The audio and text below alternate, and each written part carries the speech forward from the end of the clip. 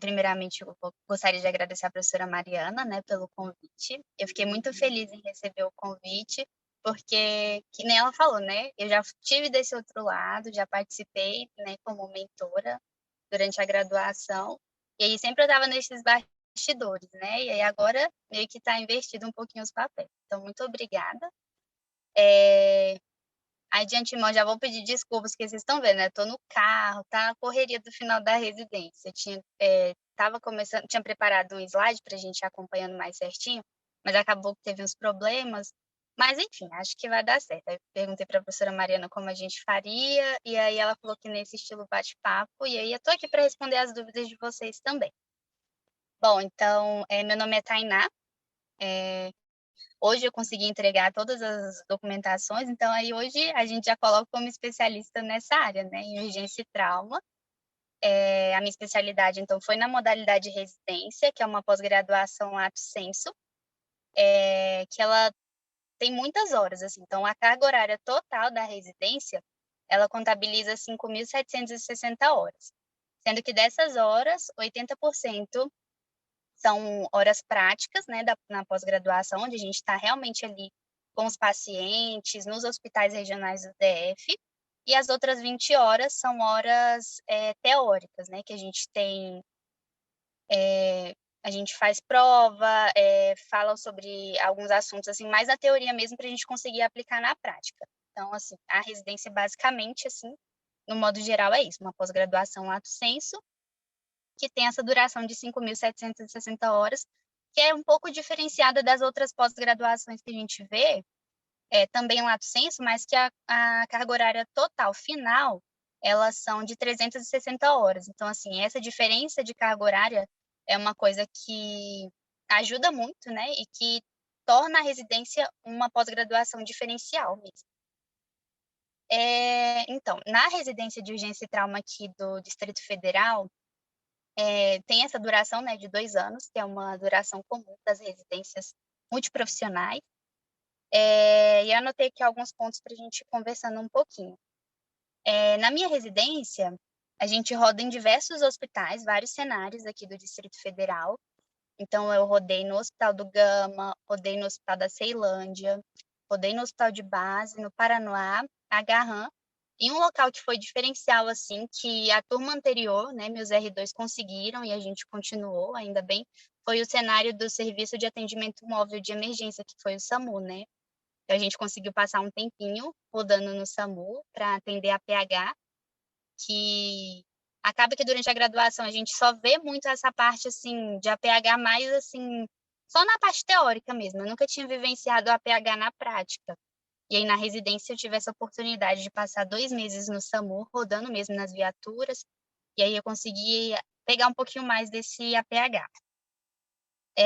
Já puxando um gancho nisso, quando eu entrei na residência foi quando começou a pandemia, né, então acabou que todos os programas de residência acabaram que a gente teve que fazer mais ou menos algumas modificações, porque, por exemplo, como a maior parte da minha residência é no pronto-socorro dos hospitais, é onde o paciente vai chegar, né, com síndrome respiratória ali para a gente atender. Então, foi muito desafiador, né, estar nessa linha de frente na pandemia, durante a residência, porque era uma coisa que a gente não esperava e que aconteceu e que a gente estava ali como linha de frente mesmo. A gente era os profissionais que estavam atendendo os pacientes que chegam no pronto-socorro e a gente já teve que fazer todas essas modificações, né, porque não era uma coisa que a gente esperava muito, então teve esses percalços aí no meio do caminho. Acabou que, por exemplo, algumas coisas, ficou, assim, faltando um pouco na residência justamente por conta da pandemia, mas a gente sabe que foi por conta de um contexto que a gente também não tinha muito controle. Então, muito dessas urgências e emergências que eu atendi durante esse período foram muito relacionadas à síndrome respiratória aguda grave causada pelo Covid, né. Os pacientes que chegam para a gente como porta de entrada ali nas urgências e emergências desses hospitais. Então minha experiência, assim, ficou muito voltada, assim, não só para emergência clínica, cardiológica, que às vezes era o que eu particularmente entrei pensando, né: "Ah, vou pegar muito trauma na residência, vou atender muitos casos clínicos", atendi bastante, mas, assim, teve essa questão do Covid, né, que, assim, modificou um pouco o rumo dessa residência.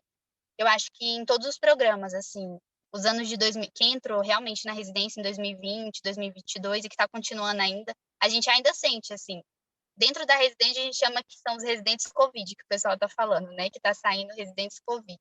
Porque foi quando a gente foi, assim, a nossa maior experiência foi nisso. Mas não deixa, assim, de ter sido com muito aprendizado, aprendi muita coisa mesmo, e super valeu, assim, a experiência, né.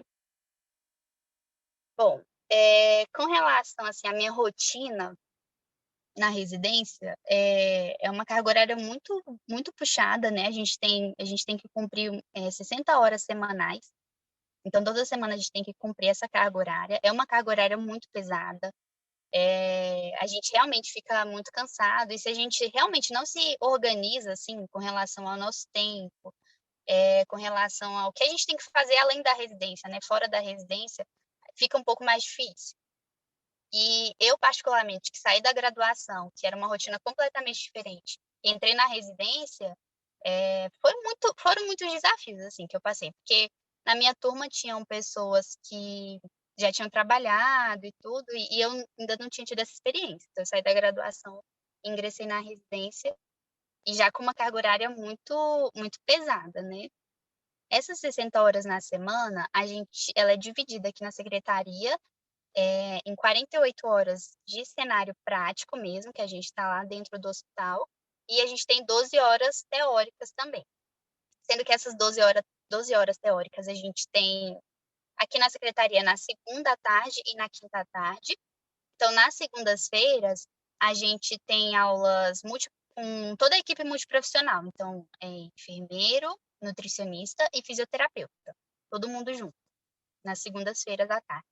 E nas quintas, a gente tem os eixos específicos, que a gente chama, que são só voltados para os enfermeiros. Então, só a minha turma, a turma de enfermagem se reúne para discutir casos, a turma de nutrição se reúne, a turma da fisioterapia se reúne separadamente, porque tem alguns assuntos específicos de cada área, né, para a gente conseguir aprender. E aí, na segunda-feira, que é quando a gente consegue juntar todo mundo para a gente discutir assuntos que são comuns, né, a todas as especialidades, a todos os profissionais. Então, minha rotina basicamente era essa. A gente tem também a obrigação de fazer, 2 finais de plantões, 2 finais de semana ao mês. Então, quando a gente faz um plantão de 12 horas no sábado ou domingo, a gente tem direito a uma folga na semana para a gente poder fechar certinho as 60 horas da semana. E, bom, minha rotina foi basicamente essa, né, nesses 2 anos. E uma coisa, assim, que a professora Mari frisou, né, para eu conseguir compartilhar com vocês, é mais voltado à minha preparação, né, como que foi que eu me preparei para entrar na residência, quando foi que eu decidi a residência, como que eu escolhi essa área. E eu costumo dizer que a UNB, ela me ajudou muito, né. Durante a faculdade eu era envolvida em vários projetos, eu queria, assim, era aquela aluna que queria participar de tudo, né, queria dar conta de muitas coisas. Mas isso me ajudou porque eu tive contato com várias áreas, eu era bem indecisa, assim, com relação a uma especialidade que eu gostaria de seguir na área da enfermagem, e eu acho que por eu ter participado de vários projetos, várias ligas, me ajudou a ter mais ou menos um direcionamento para a minha escolha, né, para eu conseguir ter feito essa escolha, né, dessa especialidade. Sem contar também que aqui na secretaria, a gente faz a gente consegue muita pontuação na prova com relação a esses projetos, né, então, Liga pontua muito no processo seletivo, participação em projetos de extensão, monitoria, PIBIC. Então tudo isso acaba que soma muitos pontos para a gente conseguir, ajudar, né, na nossa nota para a gente conseguir uma vaga aí na residência. Então, todos esses projetos me ajudaram muito, assim, não só na questão de pontuação, né, na prova de títulos, mas também para eu conseguir me orientar mais e ter, assim, conseguir realmente decidir a especialidade que eu queria fazer. Na mentoria que eu participei, a professora Mariana sempre está disposta, né, sempre ajuda a gente, tenta ali orientar, e eu acho que o projeto ele me ajudou muito, eu consegui ajudar algumas pessoas, né, mas só que também ele me ajudou muito, porque teve essa questão de ter uma responsabilidade, de realmente se programar com as coisas, estar inteirada nos projetos, e isso, acaba que torna um diferencial, porque quando a gente entra na residência, a gente tem que estar envolvido em muitas coisas, né. A gente tem o nosso trabalho de conclusão da residência, que a gente tem que ficar planejando ele desde quando a gente entra, basicamente, porque a gente sabe que para construir um projeto desde o início é demorado, né. E como teve a questão da pandemia, estava tudo meio que parado, o comitê de ética bem, assim, levando os projetos bem arrastados. Então, assim, a gente teve alguns percalços aí no meio do caminho para fazer algumas coisas, e eu acho que a graduação me ajudou, porque a gente sabe mais ou menos os fluxos, né, das coisas, como funcionar, preciso de assinatura de tal lugar, antes de conseguir submeter as coisas para a plataforma. Então, muito dessa desenvoltura, eu consegui por meio tanto do projeto mentoria, que eu sei que a gente uma das discussões que a gente tinha no projeto era justamente a questão do comitê de ética, era como fazer a questão do PIBIC, essas coisas. Então isso já me ajudou muito, eu até consegui ajudar alguns colegas com relação a isso. E, acho que é basicamente isso. Legal, Tainá. E deixa eu te perguntar, enquanto o pessoal está aqui processando, conta pra gente um dia marcante para você durante esse período de formação na residência. Uhum. Não, assim, teve vários, né. Essa residência de urgência e trauma, a gente está ali no pronto-socorro, é o que o pessoal sempre fala. Quem trabalha em pronto-socorro, você parece que vê a pessoa super calma ali, mas a gente sempre tem que estar preparado para algo que vai chegar. Então, geralmente, as portas dos boxes de emergência dos hospitais são aquelas de correr, né. Então, às vezes, está tudo tranquilo e quando pensa que não, chega bombeiro, SAMU, todo mundo puxa aquela porta batendo, faz aquele barulhão, e aí você já tem que se deparar com aquilo ali que vai chegar, porque você não sabe, né, o que tá vindo. E aí teve uma situação, teve várias, mas, assim, uma que me marca até hoje, que todo mundo que pergunta, assim, da residência, que pergunta justamente isso, foi uma situação que a gente foi com um paciente covid, né, foi lá no Hospital do Gama, paciente covid, que a gente sabe, assim, que assim, é muito difícil. E era um paciente que estava bem agitado, é um paciente que queria levantar, queria andar, e o pessoal, assim, né, daquele jeito: "Ah, fulano, não pode levantar, tem que tentar ficar mais restrito no leito, tem que tentar dar um tempinho para o pulmão dar uma recuperada, tá muito inflamado", essas coisas. Mas aí acabou que o pessoal falou que, assim, que ele pediu tanto, tanto pra ir no banheiro, e aí o pessoal foi e acabou deixando ele no banheiro, foi no banheiro, e aí demorou um tempinho e esse paciente não voltava do banheiro, né, o pessoal: "Não, vamos lá ver o que aconteceu, e tá demorando demais". E aí quando a gente entrou dentro do banheiro, o paciente estava, assim, a cabeça dele já estava dentro da lixeira, e aí ele estava parado. E aí foi toda aquela loucura, né, porque o paciente dentro do banheiro, parado. E aí foi toda aquela coisa, né, a gente acabou que a gente recebeu muitos profissionais que nunca tinham atuado no pronto-socorro, porque teve muito remanejamento, muitas pessoas ficando de atestado e a gente precisava de mão de obra, né. Então tinham técnicos nesse dia que eles nunca trabalharam em pronto-socorro, trabalharam só em maternidade, então assim, não era uma vivência prática desses profissionais. E aí nesse momento é um momento, assim, que se uma pessoa conseguir manter a calma e tentar direcionar a equipe, a gente consegue, resolver as coisas ali.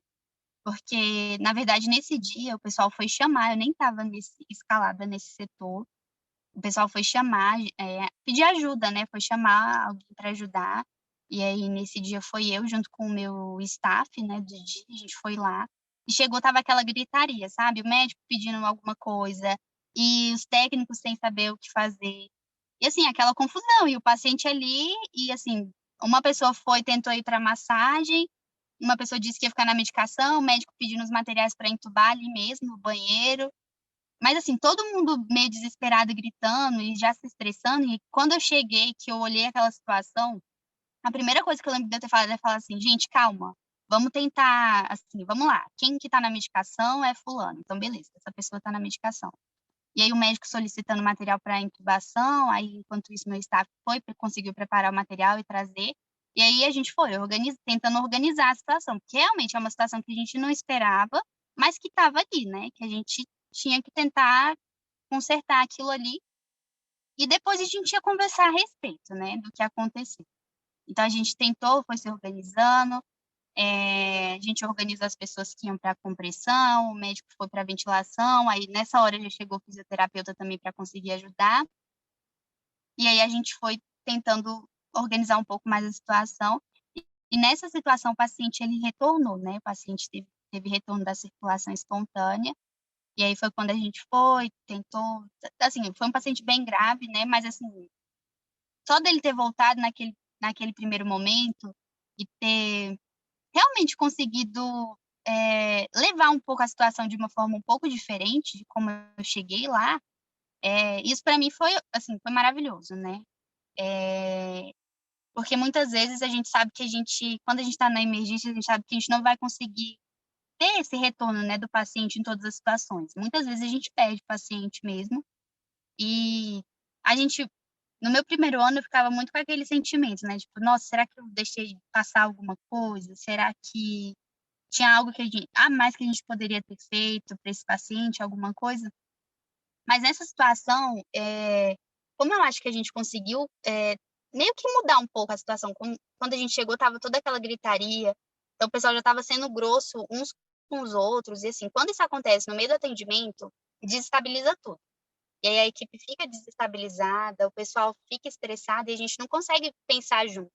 Porque no momento da emergência, o que é o diferencial é a gente conseguir ter uma equipe que pensa, que vai pensando assim, e se complementando. A gente vai se complementando para a gente conseguir ajudar aquele paciente que está ali. Nesse dia acabou que deu certo. E depois disso a gente foi conversar, né, sobre algumas coisas que a gente poderia ter feito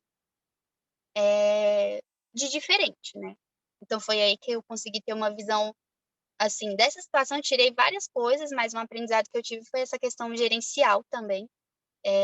Falei, poxa, tá vindo tanta gente de outros setores que nunca teve uma experiência em emergência e, poxa, eu fiquei pensando, será que a gerência do hospital não deveria, sei lá, intercalar, às vezes, um técnico que já tem muita experiência com alguém que não tem tanta, do que deixar todo mundo que não tem experiência naquele setor no mesmo dia no plantão? Então, a gente consegue começar a pensar em algumas alternativas para tentar solucionar algumas falhas, né, que aconteceram. Mas essa foi uma das situações, assim, um dos casos bem marcantes, né, que foi uma PCR no banheiro, dentro do hospital, sendo que, assim, são coisas que não eram para acontecer, e aconteceram. É um desafio muito grande, né? Esse equilíbrio emocional. E aí, até te perguntar, assim, gente, fique à vontade, viu, para perguntar, tá todo mundo quieto hoje, mas como é que foi para você a primeira RCP, assim, da vida aí? Conta pra gente. Como é que você reagiu? Como é que... Porque, assim, você era da Laerte, né, e tal, fazia aqueles treinamentos, mas, assim, na vida real... Mas é Na outra coisa, né, na vida real, realmente. Conte aí. Não, eu lembro, tipo, nesse dia, eu já estava mais no finalzinho do R1, então, depois eu parei, assim, para me analisar mesmo. Eu falei, nossa, eu nem acredito que eu consegui ter toda essa, assim, toda essa tranquilidade de conseguir olhar a situação e conseguir ir meio que direcionando algumas coisas para tentar organizar. Mas é engraçado que você falou que da minha primeira RCP, assim, que eu peguei no hospital, eu paralisei. Assim, a única coisa que eu consegui pegar na minha mão foi aqueles eletrodos para a gente conseguir monitorar o paciente. E eu nem fui lá no paciente. O paciente chegou, parado, e a única coisa que eu peguei foi os eletrodos e fiquei de longe, assim, olhando com o eletrodo na mão, assim. E nesse dia eu falei, gente, eu não vou conseguir fazer isso aqui. Eu tô na residência errada, eu tô na área errada. Porque para mim que eu falei, poxa, o paciente chegou, eu não consegui ter aquilo, sabe, da gente ir e conseguir fazer. E nesse dia eu sei que eu fiquei assim, eu paralisei, mas aí na hora eu tive aquele negócio, falei, eu não vou entrar porque eu tava assim, paralisada, e eu fiquei pensando, se eu entrar ali, eu acho que talvez eu vá mais atrapalhar do que ajudar. Porque eu sei que nesse momento fica todo mundo tão angustiante assim. E aí eu falei, não, vou ficar aqui. Mas aí aos poucos eu fui tentando entrar nos atendimentos, né. De RCP foram muitas que a gente acaba atendendo, né, como é pronto-socorro, muito paciente que chega parado, ou então para na enfermaria e tem que ir direto para a sala vermelha. Então no começo eu sei que, assim, foi um choque, mas eu acho que, assim, o treinamento e a vivência que a gente tem, vai deixando a gente mais sensível às coisas. Então, por exemplo, na minha segunda PCR que eu já peguei os monitores e já fui e coloquei os eletrodos e já fui e coloquei no paciente. Então eu sei que, assim, a cada dia eu ia tentando entrar em alguma coisa. E pensar, assim, tentar ter uma visão um pouco mais ampla, porque quando a pessoa está ali dentro, fulano é da compressão, acaba que a pessoa fica só focada ali na compressão e pronto, o restante do atendimento você ainda tem que tentar pensando. Então, quando você está um pouco de fora do atendimento, você consegue pensar, tipo: "Poxa, será que o acesso do paciente realmente está funcionando certinho? Será que o ventilador está montado para a gente já conseguir conectar depois que o médico conseguir entubar o paciente?". Então então eu fui tentando, ir aos poucos, assim, ir tentando gerenciar toda a cena e aos poucos, assim, entrando. Então, na primeira vez já consegui monitorar, beleza. Na segunda vez eu já falava: então pode deixar que eu assuma a compressão". Então, assim, eu tentava comecei a entrar aos poucos mesmo, até conseguir ter mais até conseguir um pouco mais de confiança mesmo no atendimento. Eu queria fazer uma pergunta para a Renata, né? Primeiramente, é muito bom a gente ouvir experiências de outras pessoas que ajudam também a gente que ainda está aí no meio da graduação, sabe? Então é muito bom Uhum, a gente ouvir essas experiências suas. Eu queria saber uma coisa. Você contou que teve alguns problemas multiprofissional, né, durante o atendimento. E eu queria saber como é que é essa relação multiprofissional dentro da sua residência. Como é que era quando você chegou, se o pessoal tinha algum problema com recém-chegados e como é que tá agora. uhum. Esse é um problema, assim, não é um vou falar assim a minha experiência, né. Quando a gente chega no cenário, nos hospitais, a maioria desses cenários que eu cheguei, o pessoal já sabia que os residentes que tem residente. Então, por exemplo, quando eu cheguei no Hospital do Gama, que foi meu primeiro cenário, meus R2 estavam lá, então, assim, a equipe já sabe, já se prepara, porque sabe que vai ter residente no próximo ano. Mas essa era uma das minhas aflições, né, chegar num local onde as rotinas já estão estabelecidas, a equipe já está estabelecida, e eu chegar recém-formada num setor de emergência, né, porque a minha visão é que, assim, poxa, eu vou chegar numa sala vermelha, tá todo mundo ali já bem entrosado, vai chegar um residente meio que perdido ali, né, sem saber o que fazer no R1. Então essa era uma das minhas preocupações. Eh, no meu caso, quando eu fui lá para o Gama, eu achei o pessoal bem receptivo, eu não tive muito problema com relação à questão da receptividade, porque eles já sabem que todos os anos vão chegar novos residentes. Então, assim, a equipe com relação a isso já tá ciente, né, ela sabe que todos os anos vai chegar novos residentes, e principalmente quando a gente chega no R1, no nosso primeiro cenário, muitas vezes a gente está acabando de sair da graduação. Então, assim, a prática que a gente tem é aquela que a gente teve nas vivências, no último ano, né. Então quando eu cheguei, o meu preceptor, ele optou por escalar as pessoas que já tinham alguma vivência, assim, trabalhado mesmo na sala vermelha, no primeiro momento, e os que tinham ficado na graduação, a gente foi para a enfermaria do pronto-socorro. Isso, no primeiro momento, me ajudou muito, porque os meus pacientes da enfermaria do pronto-socorro eram pacientes, assim, são aqueles pacientes que eles estão críticos ali, mas, assim, estão respirando espontaneamente, estão conversando, e aí a gente consegue acompanhar um pouquinho mais. Até a gente começar a ter aquela sensibilidade de: "Poxa, hoje eu avaliei esse paciente, ele está desse jeito. Amanhã avaliei, já notei, não está querendo comer, está um pouquinho mais rebaixado". Então, para eu conseguir esses feelings, assim, eu achei importante, sabe, no primeiro momento ter passado pelas enfermarias antes de ir para a sala vermelha. Mas quando eu cheguei na sala vermelha, eu me senti já um pouco mais preparada de quando eu tinha entrado. Eu passei 3 meses, assim, rodando em enfermaria, e aí no meu 4º mês de residência que eu fui para uma sala vermelha na primeira vez. E assim, mesmo eu me sentindo um pouco mais segura, foi o que aconteceu, né, quando eu tive a minha primeira PCR lá, que eu recebi, eu, assim, fiquei paralisada. E nesse momento eu acho que o importante é isso, é você ter ciência do que aconteceu, tipo, poxa, eu não consegui entrar nesse atendimento, mas e observando a dinâmica do pessoal, sabe? Então, nesse dia, quando eu não consegui entrar, eu fiquei observando muito o pessoal. Falei, geralmente uma pessoa está no acesso, já tem essas pessoas aqui que vão para compressão. Se o médico estiver na sala, então ele já assume a via aérea.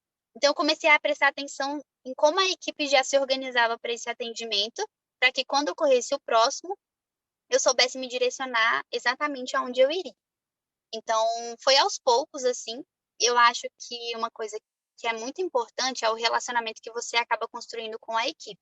Eu acho que quanto mais você consegue desenvolver assim, conversar com todo mundo, desenvolver uma boa parceria, espontaneamente o pessoal já começa a confiar em você, a te dar mais espaço. Então, isso acontece, isso assim, é de um modo geral em todos os hospitais. Eu acho que quando a gente tem um relacionamento muito bom com a equipe, e que a equipe vê, assim, o seu interesse, a sua vontade de aprender, a sua vontade de participar dos atendimentos, vai ocorrer natural, assim. Eles vão realmente te dar espaço, vão te deixar liderar em vários momentos. Então, eu acho que é muito importante a relação que você estabelece com a equipe que já está ali, entendendo o seu papel como residente, mas como profissional enfermeiro já, acaba que, assim, vai fluindo, sabe? Muitas vezes a gente tem um pouquinho de resistência quando a gente chega nos cenários, mas isso é normal, assim, em todos os cenários. Até conversei sobre isso com um dos meus preceptores ontem, porque acaba que quando você acostuma com a equipe, você tem que rodar, trocar de cenário. E quando você chega num novo cenário, as pessoas ficam, poxa, fulano já foi embora, os residentes que passaram anteriormente. Então é toda aquela, você tem que fazer toda aquela coisa de novo, né? Tentar ter, conquistar a confiança da equipe, tentar, assim, fazer novas relações interpessoais, tem que fazer todo aquele manejo com a equipe, tudo de novo, sabe? Isso é bom porque acaba que quando a gente terminar a residência, a gente vai ter que, né, novamente, vai ter uma equipe em que você vai ser o profissional líder, né, o referência para aquela equipe de enfermagem. Então, assim, basicamente é isso. Obrigada. A Rafaela está perguntando o seguinte: quais projetos de extensão ou matérias te inspiraram a seguir na área de urgência e emergência? Uhum. Bom, o primeiro contato que eu tive com matéria teórica da faculdade com paciente crítico foi a matéria do sexto semestre lá, que é cuidado em situações críticas e de risco, acho que é esse nome, se não me engano. Eu fiz essa matéria no sexto semestre, né, que foi o meu primeiro contato, e aí na vivência a gente vai para a unidade de terapia intensiva. E assim, foi aí que começou a despertar um interesse em atendimento a paciente crítico mesmo, né, paciente grave. E aí foi quando eu comecei assim, a ter uma outra visão, porque até então eu nunca tinha parado para pensar em questão de área, de interesse. Eu estava bem confusa ainda. Então foi aí que eu comecei assim, meu olho começou a brilhar um pouquinho, foi a partir do sexto semestre. E durante o período da faculdade, eu sempre participava dos eventos da LAET. Então, sempre que tinha jornada, tinha aqueles treinamentos na semana universitária, então eu sempre estava participando. E aí, quando foi bem no finalzinho da graduação, acho que eu estava no sétimo para o oitavo semestre, foi quando abriu o processo seletivo para a LAET, e aí eu ingressei, consegui passar, e aí foi quando eu consegui ter um pouquinho mais de contato, um pouco maior, sabe? Então a gente conseguia fazer os treinamentos, que antes eu só participava e depois eu já conseguia ministrar esses treinamentos. A gente fez muitos eventos assim em parceria com o bombeiro, com o corpo de bombeiro, então foi quando assim eu conheci um pouco mais desse lado do APH. E aí geralmente foi nisso, assim, foi nas matérias do sexto semestre, essa matéria de cuidados críticos. Aí teve a liga também, e foi isso. E aí no último ano, no estágio supervisionado que a gente faz, eu consegui ficar no CPA, lá do HUB, que é como se fosse uma semi-intensiva, né? E aí, lá também a gente conseguiu pegar, assim, alguns atendimentos de pacientes bem graves lá. E aí acho que foi quando eu decidi mesmo. É isso. Você era da FCE ou do Darcy? Do Darcy. Darcy. Além da Laerte, você participou de alguma outra liga que talvez você tenha demonstrado interesse? Uhum. Não é dessa área, mas eu participei. Ó, eu participei da mentoria, participei da Estoma também. Passei um tempão lá na Estoma, que foi muito bom também. Gostei muito, aprendi bastante. Participei também do projeto de uropediatria que tem lá no ambulatório do HUP. Hum, deixa eu ver se teve mais algum. De projeto assim que eu consegui ficar assim bastante tempo, me dedicar mais, acho que foram esses. Acho que E a foram gente esses. fala, a gente fala bastante de saúde mental durante a nossa graduação, né? Que a gente sempre tem ansiedade, muitos passam por depressão, mas na prática a gente acaba vivenciando outras ansiedades da vida. E aí, trazendo uma pergunta um pouquinho mais íntima com relação à saúde mental. Para você, como é que foi a perda do seu primeiro paciente? Certo. Essa pergunta é muito boa, né? Porque acaba que no final, assim, o pessoal pensa assim, ah, não, residente de urgência e emergência já está acostumado com isso, né? Só que foi muito complicada essa fase, né? Justamente pelo que eu falei com vocês, a gente entrou na residência e depois de uns 3 meses veio a pandemia. Então, assim, a gente perdeu muito paciente. Tá? Então, mas uma coisa, assim, que me ajudou, além de terapia, além de, assim, tentar priorizar também um pouco mais a questão da minha, assim, da minha vida fora da residência, que eu acho que isso ajuda muito. Então, praticar atividade física, é não deixar de sair com os amigos. Por mais que a rotina seja bem puxada, bem corrida, tentar me organizar para eu conseguir fazer todas as coisas que eu já conseguia fazer antes da residência. Então, eu pensava, poxa, a residência é aquele momento que eu estou ali para trabalhar, né? Além de trabalhar, estou aprendendo, mas eu também tenho, assim, a gente também tem que priorizar a nossa vida pessoal, né? Então, nossos amigos, a nossa família, cuidar da gente mesmo. E uma coisa que eu fiquei, assim, com muito receio de acontecer e que eu fiquei me policiando muito foi de meio que naturalizar essas coisas, sabe? Naturalizar, não naturalizar no ponto, vou tentar meio que reformular aqui, não tornar tão natural as perdas para que eu ficasse insensível com relação a isso. Então, eu tentava sempre me policiar quanto a isso.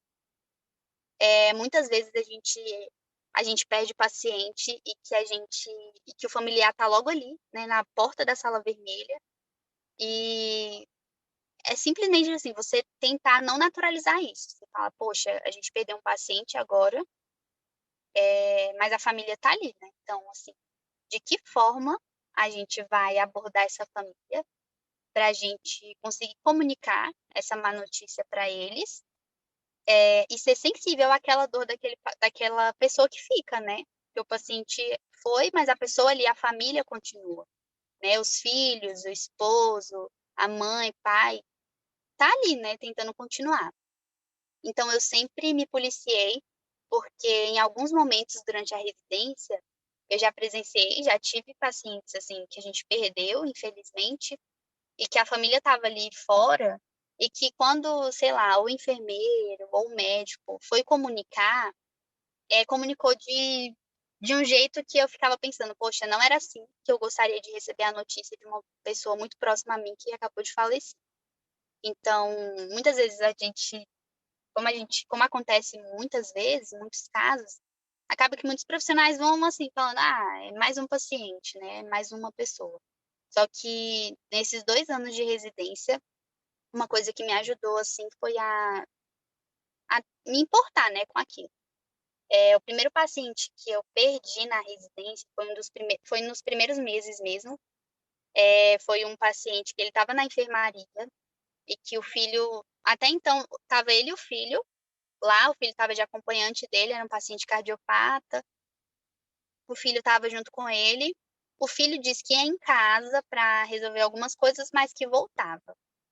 nesse meu período, eu não sei muito bem, assim, o que aconteceu.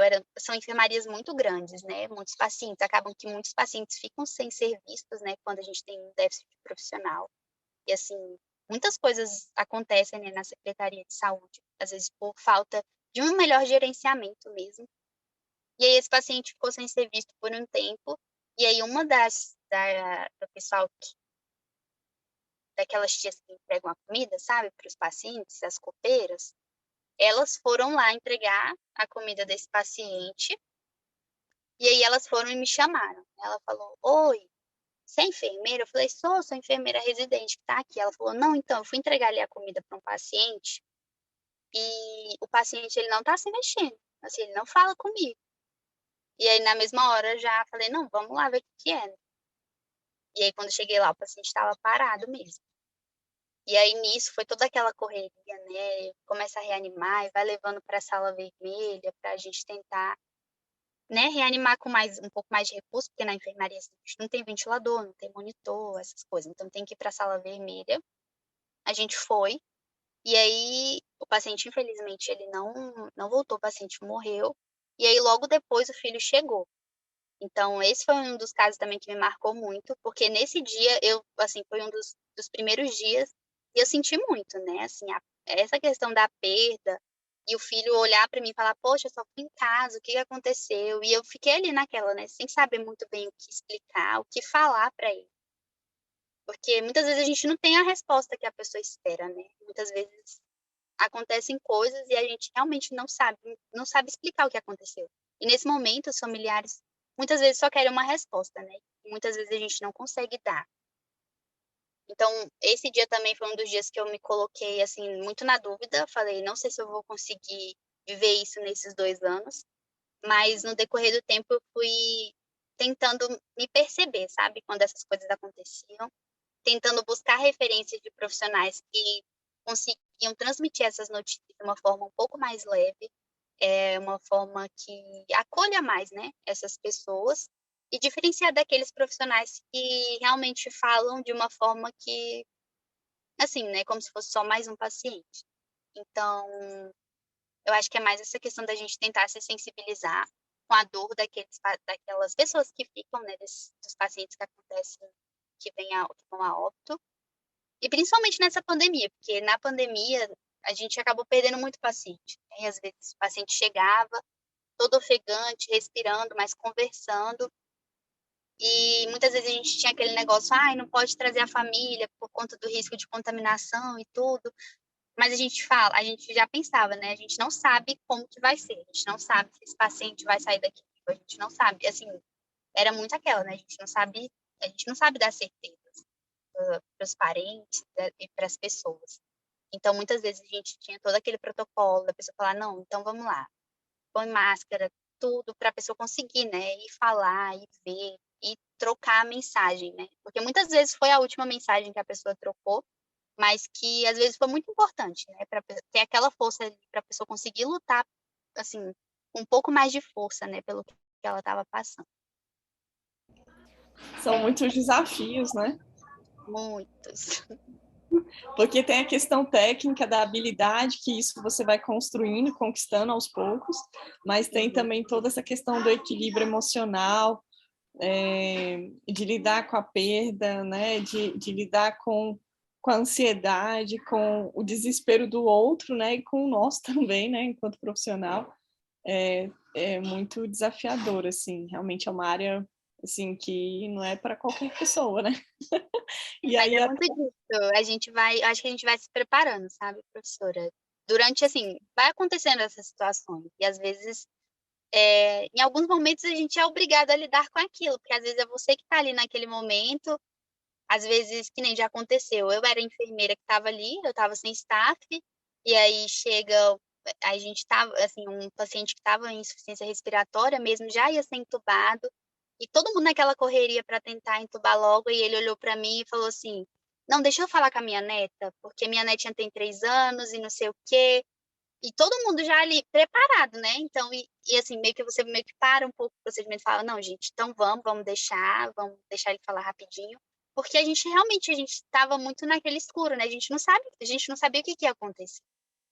Então, sempre que isso aconteceu, eu tentava, assim, falava, poxa, se fosse eu ali, né? Tipo, se eu tivesse nessa situação e quisesse pelo menos ver uma pessoa, né? Eu não sei se vai ser a última vez ou não.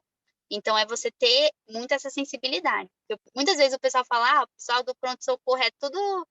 Não, então nem aí, tudo um bando de cavalo mesmo, ninguém tá nem aí, não. E às vezes, assim, é você não perder isso, porque acho que todo mundo tem, né, esse lado. E é só você não deixar perder, não deixar não fazer com que isso vire, tipo, normal, né? Tipo, é só mais um paciente. A empatia, né? Não pode Isso. perder mesmo, né? E aí, assim, eu não sei se alguém mais quer fazer pergunta, o nosso tempo aí tá quase chegando ao fim, mas fiquem à vontade. Eu só ia te pedir, assim, para que você desse uma orientação, uma dica, um conselho para quem pretende estar flertando aí com essa área de emergência e trauma, o que você tem a dizer para essas pessoas? Certo. Ó, para quem pensa nessa área, eu, assim, dou super apoio. Eu acho que, assim, a gente sai. Quando, assim, eu tento me comparar, né? Quando eu saí da faculdade e agora que eu tô saindo da residência, eu vejo, assim, o quanto eu cresci, tanto pessoalmente quanto profissionalmente. A residência, ela te prepara para vivenciar situações que você nem imaginava que você ia viver.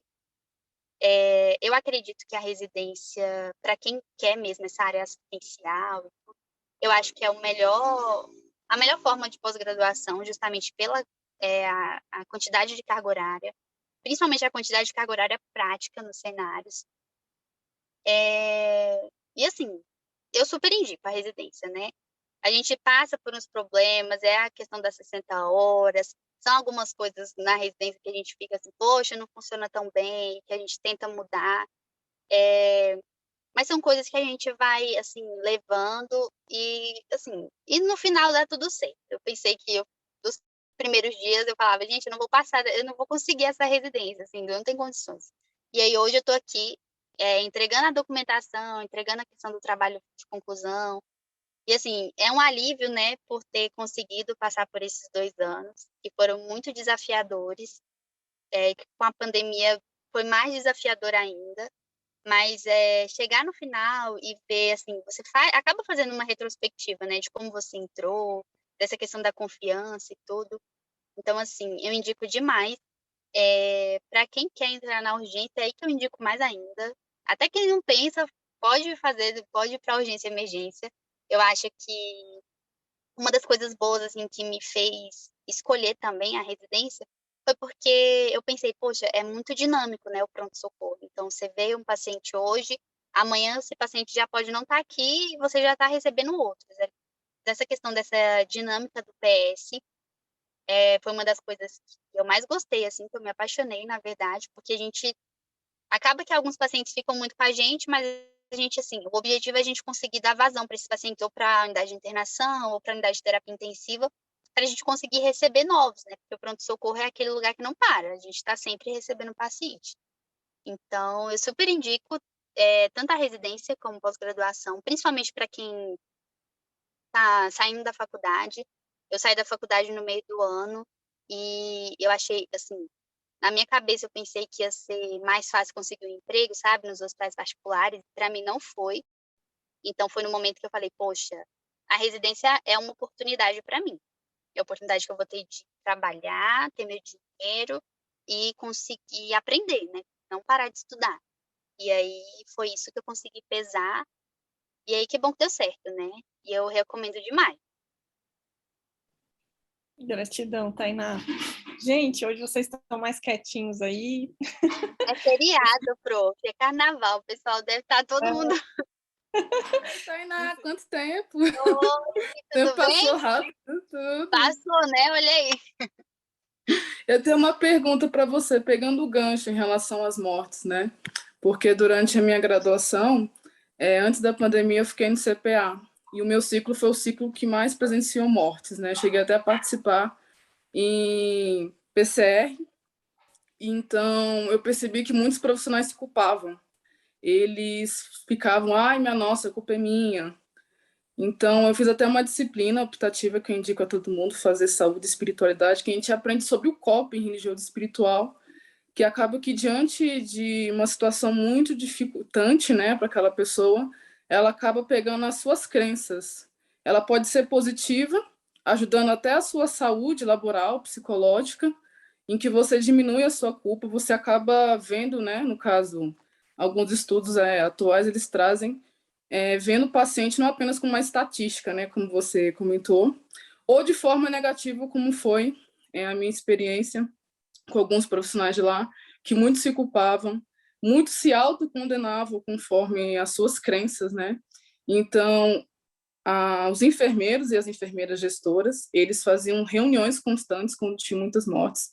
A gente chegou até a participar, discutir.